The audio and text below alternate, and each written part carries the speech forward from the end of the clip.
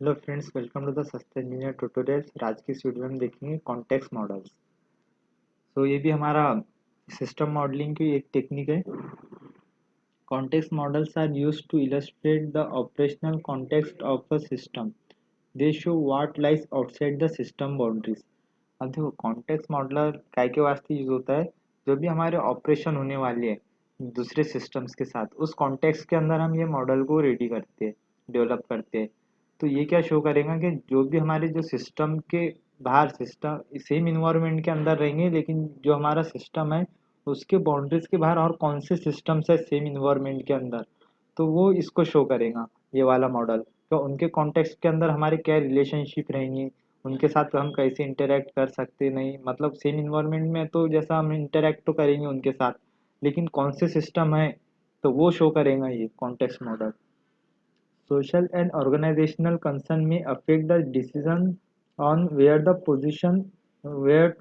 position system boundaries। अब देखो, social और ऑर्गेनाइजेशनल कंसर्न्स अफेक्ट कर सकते हैं इस डिसीजन को। कौन से डिसीजन को? कि भाई जो हमारी सिस्टम की बाउंड्रीज है वो कहाँ तक के रहनी चाहिए, क्या कौन से सिस्टम्स हमारे जैसा बाउंड्रीज के अंडर आने चाहिए क्या नहीं आने चाहिए, कौन से सिस्टम्स हमारे इन्वायरमेंट में रहने चाहिए नहीं रहने चाहिए।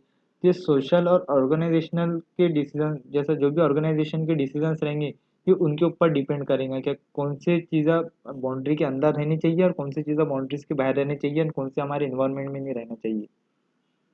Architectural model show the systems and it's relationship with other system. अब देखो, ये मॉडल क्या शो करता है? सिस्टम की और उसकी रिलेशनशिप्स की with another other systems.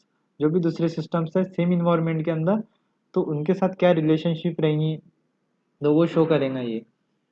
Context model simply show the other system in the environment, है ना? अदर सिस्टम को इन्वायरमेंट के अंदर शो करेगा, not how the system being develop is used in that environment. ये शो नहीं करेगा क्या वो इस इन्वायरमेंट के अंदर कैसे डेवलप हुआ और उसका क्या वर्क है, मतलब उसका कैसा क्या यूज है। बस ये शो करेगा कि वो इस इन्वायरमेंट के अंदर है और हम उनसे इंटरेक्ट कर सकते नहीं कर सकते, वो बस ये शो करेगा। The context of the MHCPMS। अब देखो, मेंटल हेल्थ केयर का हम एग्जांपल ले लेते हैं यहाँ पे।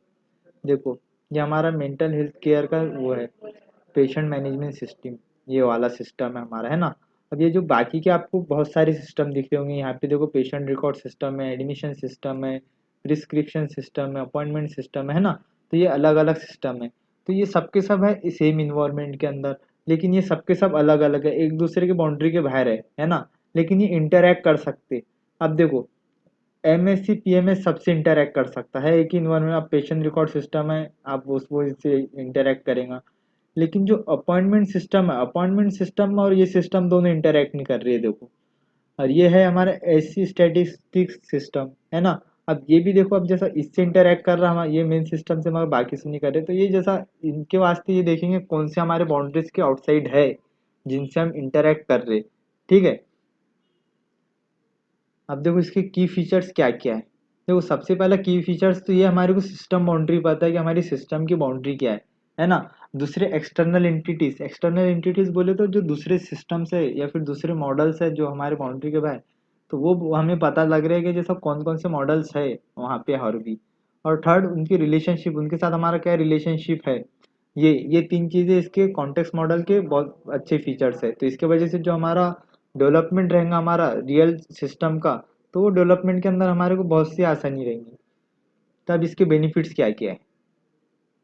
देखो, सबसे पहले है क्लैरिटी, और क्लैरिटी इन स्कोप। इसके अंदर देखो, clearly define what is inside and outside the system.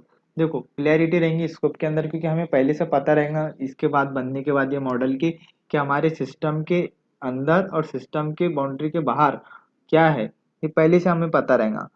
Second one is better communication. Communication better होगा किसके साथ?